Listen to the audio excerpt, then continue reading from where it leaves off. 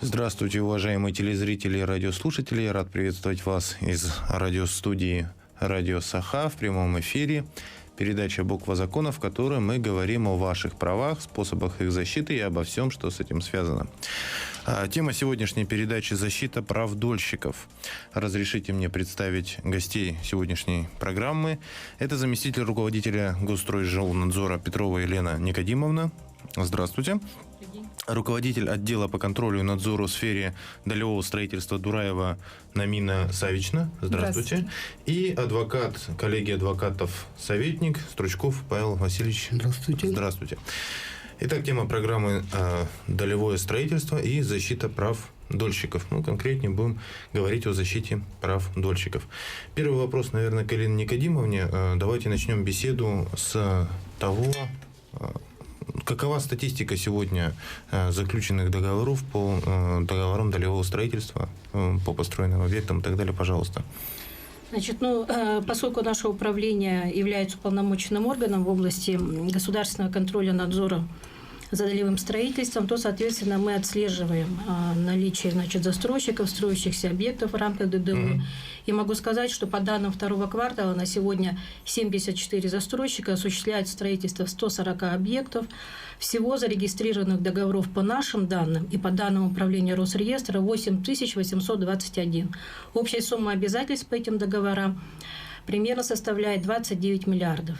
Но надо отметить, что мы начали исполнять данные полномочия с 2009 года. И я могу только подтвердить, что интерес к долевому строительству из года в год растет. Тут надо, наверное, оговориться, что, к сожалению, на сегодняшний день законодательство таково, что жилищные строительные кооперативы к этому числу не относятся. Да. Мы имеем в виду только конкретно долевое строительство. Абсолютно верно. Да, пока. Давайте хорошо перейдем непосредственно к защите прав дольщиков. И вот когда человек, гражданин, решает заключить договор долевого строительства, на что ему нужно обращать внимание, чтобы не попасть в неприятную ситуацию или максимально как-то оградить себя, просчитать свои риски? Пожалуйста, Намина Савична, наверное, вам вопрос. Во-первых, необходимо обращать при заключении договора долевого участия, необходимо обратить внимание на существенные условия договора, предусмотренные 214 федеральным законом, из которых следует, что конкретно должно быть определено определение, подлежащее передаче конкретного объекта долевого строительства. Для чего это необходимо? Да? Когда человек обращается и заключает договор долевого участия, возможно, он может потребовать и посмотреть техническую документацию. Потому что зачастую бывают такие ситуации, когда заключается договор, а впоследствии выясняется, что по данной квартире, возможно, будет проходить магистральная труба. Да? А гражданин об этом не знал, и когда уже объект готов, он увидел и не согласен с тем, что по его квартире будет проходить магистральная труба. Но в данном случае законодательно установлено, что застройщик, то есть гражданин сам может обратиться к застройщику и попросить, документы показать, и застройщик обязан показать уже техническую документацию и иную документацию. Кроме того, необходимо в договоре смотреть срок передачи объекта, цену договора.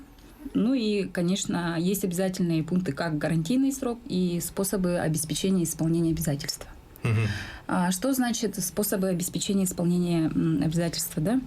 Сейчас в законе предусмотрены изменения. В 2015 году внесены изменения в части страхования гражданской ответственности. То есть сейчас застройщик без страхования гражданской ответственности не может заключать договоры долевого участия. И сейчас ужесточены требования к страховым организациям.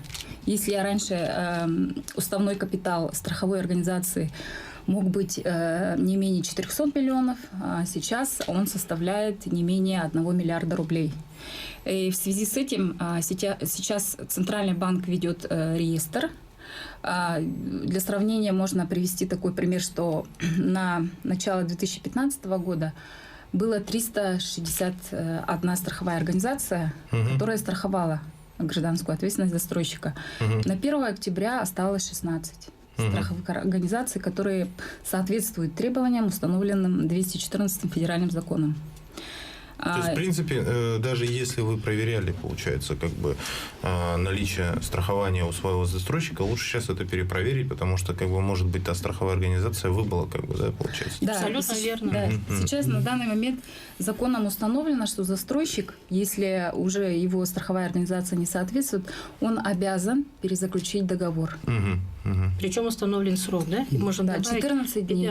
Не 14, а 15 дней. В течение 15 дней.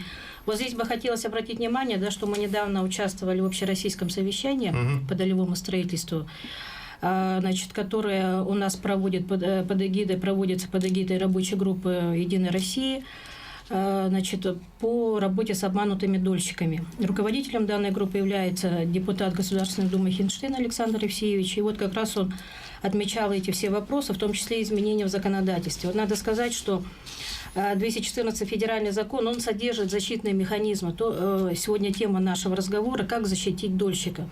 И вот надо обратить внимание на то, что в 214 федеральном законе мало того, что были внесены изменения в части страховых организаций, о чем уже прозвучало, да, я хочу обратить внимание на то, что данным законом установлены 3 законных способа привлечения денежных средств граждан на строительство квартиры в многоквартирном доме.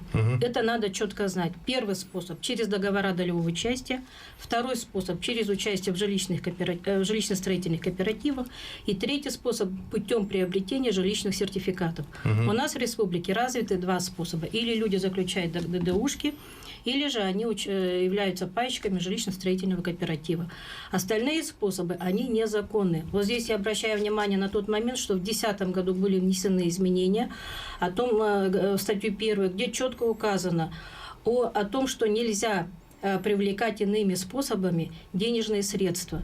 Это ведет следующие правовые последствия. Если после 21 июня 2010 года сделка была в нарушении указанных способов осуществлена, то в этом случае гражданин, заключивший такую незаконную сделку, он не имеет права попасть в реестр пострадавших граждан. Вот о чем люди еще должны знать. Ну, еще кроме того, вот, Павел Васильевич, я, насколько понимаю, практика запрещает даже применять, по-моему, закон о защите прав потребителей, да, вот насколько я понимаю. Если ну, о чем мы сейчас говорим? Мы говорим о том, о так называемых серых схемах, да, привлечения, когда через договора, предварительные там договора, инвестирования, вексель и так далее, и так далее, и так далее, да? Кстати говоря, я, готовлюсь к этой передаче, проверял, и до сих пор, кстати говоря, по официальной информации, крупные российские даже застройщики не отказались от серых схем. До сих пор используют их. Проблема так, что существует, но вот как правовая практика, судебная практика к этому относится? Ну, как правило, да, дольщики обращаются уже к юристам или адвокатам, да, когда уже появляется какая-то проблема в стройке, да. Как показала судебная практика Якутского городского суда, да, в основном граждане обращаются уже за признанием права собственности на данные квартиры, то есть по каким-то независящим от дольщика обстоятельствам застройщик не вводит дом в эксплуатации. Такие часто у нас как бы в городе Якутске, до предела даже по практике Российской Федерации весьма распространенные дела. Поэтому граждане вынуждены уже через суд устанавливать права собственности на свои квартиры. И прежде всего для обращения в суд, конечно же, они обращаются уже к квалифицированным юристам, чтобы признавали право собственности. Поэтому сейчас только отметили, что застройщик у нас умудряется заключать какие-то договора, иные, чем договора долевого участия. То есть они заключают договора инвестирования, договор предварительный договор. Даже были в моем случае договора резервирования каких-то квартир, которые в будущем они приобретают. Но в связи с тем, что участились такие случаи от недобросовестных застройщиков, да, сейчас уже по итогам работы по данному федеральному закону вышла обобщенная практика, судебная практика, которая утверждена Верховным судом Российской Федерации от 2013 года. Да? Поэтому суды, когда удовлетворяют такие иски граждан, они, конечно же, руководствуются положениями данной судебной практики. И поэтому, если даже какие-то пользуют какие-то серые схемы застройщик, да, у нас суды, конечно же, данные договора могут признать договором долевого участия, да, потому что если все существенные положения данного договора отвечают требованиям договора долевого участия. Все признаки имеются. Да, все признаки имеются, и тогда, конечно же, суды признают право собственности. Но здесь необходимо отметить, что при заключении договоров долевого участия, да, дольщики сами должны себя обезопасить, потому что по требованиям федерального закона данный договор долевого участия должен пройти обязательную государственную регистрацию. Поэтому у нас, получается, граждане заключают договора долевого участия, подписывают, оплачивают стоимость, а про регистрацию данного договора забывают. Поэтому, когда в суд обращается, да, данный договор суд может признать незаключенным в связи с тем, что он не прошел процедуру регистрации. Поэтому это очень важное положение и требование федерального закона. Поэтому данные граждане должны соблюсти. Понятно. То есть, если мы зарезервируем, да, скажем так, подытожим предварительно, что нужно? Во-первых, избегать любых серых схем. Либо заключать договор долевого участия, либо с жилищными кооперативами. Второй момент, значит, обязательно проверить страховку у своего, застройщика. Существенные условия – это цена, срок, да, и так далее. И регистрацию договора обязательно пройти в Росреестре. Понятно. Хорошо, вот если человек не сделал этого, давайте, скажем так, перейдем к второй части нашего разговора. Что делать? Вот человек попал в такую неприятную ситуацию, застройщик не застраивает, непонятно, не строит, деньги не возвращает. Вот как в этой ситуации вести себя обманутому дольщику? Пожалуйста. Вообще ситуация, конечно, если такая сложится, то решение вопроса, надо сказать, неоднозначно, и процесс очень сложный. Вот для того, чтобы решить вот эти проблемы, которые возникают в ходе строительства, когда строительство затягивается, и застройщика, возможно, даже используют денежные средства нецелевым способом, что чаще всего и происходит, да, и у нас на сегодня таких застройщиков, которые затянули строительство объекта и попали в число проблемных, их 5 на территории республики, да. Это Сирстрой, ОСК, Теплосервис, который у всех на слуху в городе Якутске, Макрос, ООО, это застройщик, который осуществляет деятельность в селе Чурапчай, Северная строительная компания и ЖСПК «Стир». А всего вот эти 5 застройщиков осуществляют строительство 14 объектов. Вот по нашему реестру эти 14 объектов являются проблемными. Что делать? На сегодня получается так, что 214 федеральный закон, он позволяет переносить срок ввода объекта в эксплуатацию. Этим законом прописан порядок переноса. То есть застройщик информирует в письменном виде с почтовыми отправлениями, как в качестве доказательства, и предлагает, дольщикам заключить доп. Соглашение. У дольщика есть право заключить и есть право отказаться. В случае отказа дольщики получают неустойку. Надо сказать, выгоднее-то отказаться. Чаще всего люди, конечно же, хотят получить квартиру. И вот у нас на практике управления стройнадзора с 9 по 14 год 8 объектов таких проблемных было введено. Вот на слуху это ЕСА-Стиль, Глория, Сонор. Вот эти застройщики наверняка на слуху у нашего населения. И какие способы? Способ какой? Вот в целях защиты, опять же, дольщиков законодателем был введен 7 параграф банкротства застройщиков, федеральный закон о банкротстве. Но надо сказать, что схема вот этого параграфа, она не совсем удобна и выгодна для дольщиков.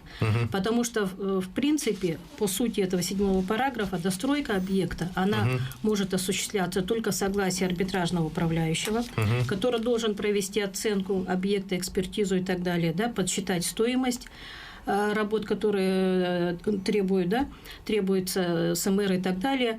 И, опять же, это все ложится на текущие расходы в ходе процедуры банкротства. И в итоге, значит, арбитражный управляющий должен сделать оценку и дать согласие на достройку объекта. Достраивается объект путем, согласно 7 параграфа, создания, опять же, жилищно-строительного кооператива. То есть эти дольщики должны вступить в ЖСК. И опять же, достраивать они должны за счет вложения дополнительных собственных средств. Кроме того, необходимо погасить требования кредиторов в первую и вторую очередь.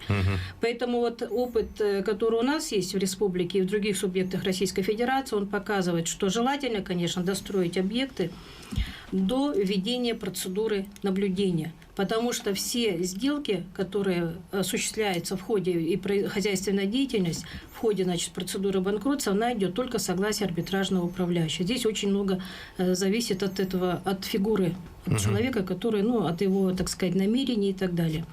Поэтому зачастую эти процедуры могут затянуться. Поэтому и еще один момент, значит, все это достраивается, опять же, за счет собственных средств. Еще я могу сказать, что мы об этом не упомянули, что очень сложно, и, во-первых, это требует длительного времени, да, опять же, денег, опять же, профессиональных знаний. Значит, надо будет разрешение на строительство перевести на другого застройщика.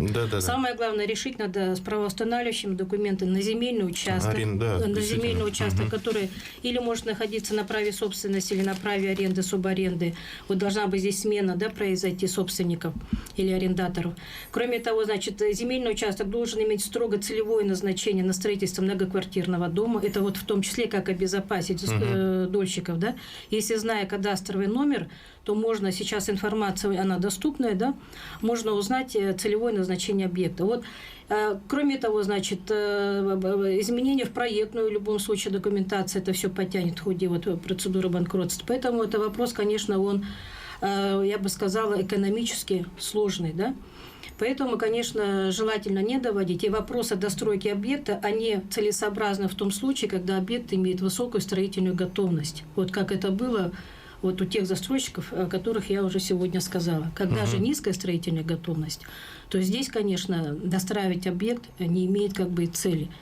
Значит, еще хотелось бы сказать, что вот уже сегодня прозвучало о том, что как в процессе процедуры банкротства, чтобы жилое помещение, да, не ушло в конкурсную массу, конечно, следует, если процедура банкротства началась, необходимо обратиться, конечно, в суд о признании права собственности, да, или на квартиру, или на долю, да, в объекте незавершенного строительства. В противном случае она будет продана. Да. Как раз к сказанному, да, вот застройщику теплосервис и ЖСПК «Стер», да, как раз на данной стадии, да, вот эти граждане, которые заключали договора долевого участия или вступления в пай, как раз так и поступили. То есть на данной стадии они обращаются в Якутский городской суд за признанием права собственности на долю в объекте незавершенного строительства, да, и на данной стадии, сколько я знаю, ЖСПК «Стерх» как бы не банкрот, и теплосервис тоже не банкрот, они просто самоустранились. То есть на данной стадии по Покровскому шоссе, где строил вот дома теплосервис, да, граждане уже второй год, они фактически пользуются данным жилым имуществом, да,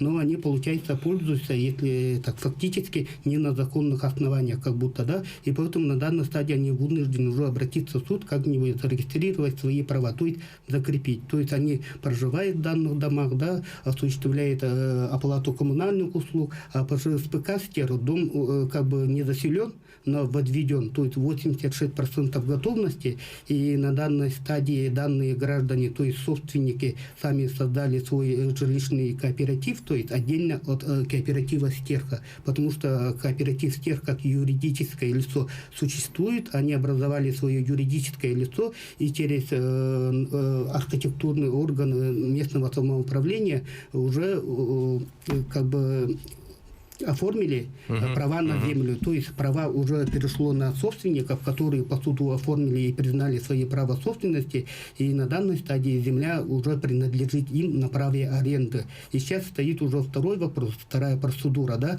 дольщики должны сами сплотиться и уже на свои личные средства уже достроить данный дом. Сколько мне известно, этот дом строится уже более 10 лет.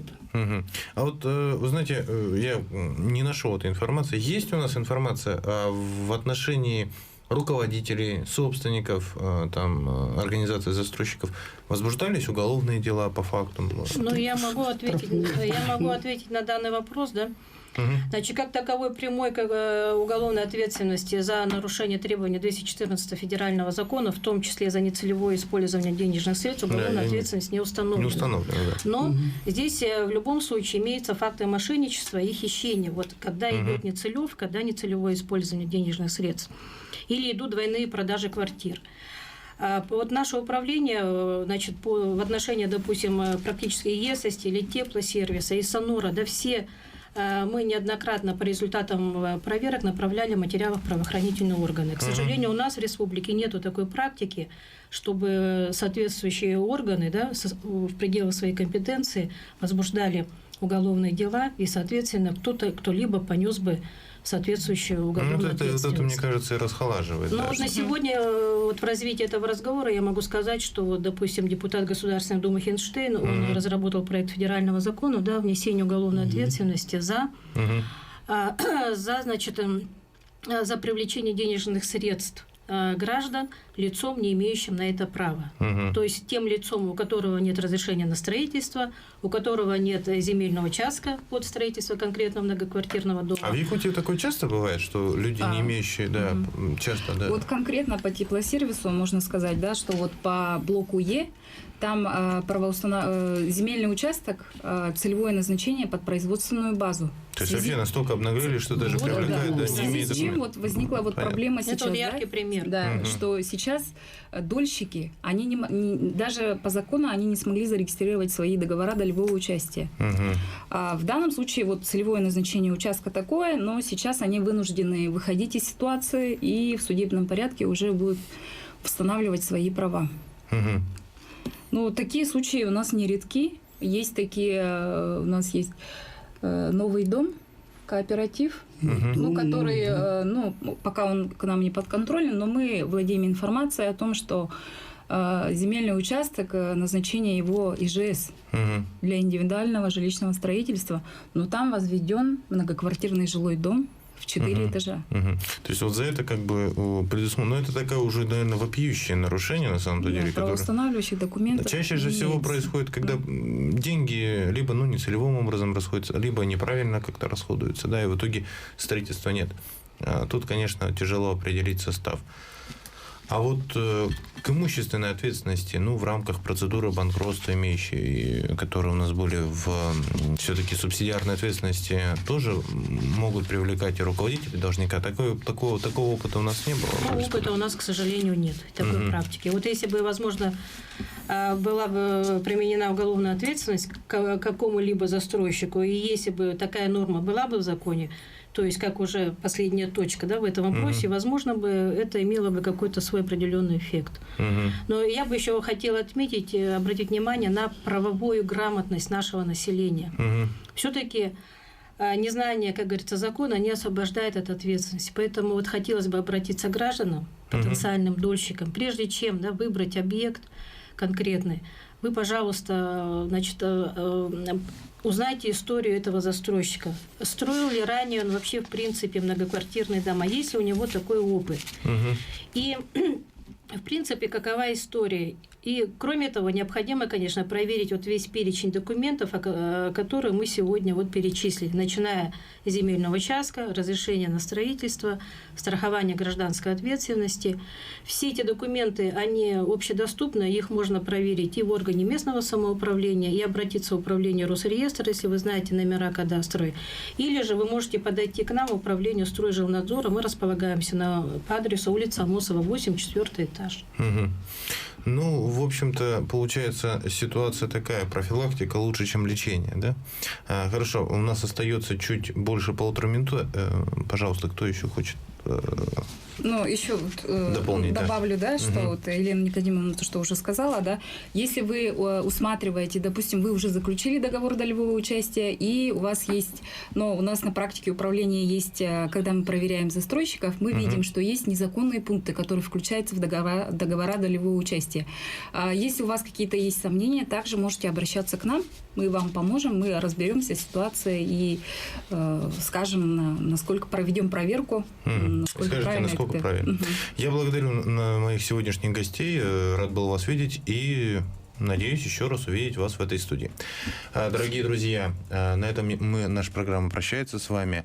Увидимся на следующей неделе. И если вдруг у вас возникли правовые вопросы, вы всегда можете обратиться в управление Госрожоннадзора, либо к адвокатам, в адвокатский кабинет или в коллегию адвокатов. Всего доброго, до свидания.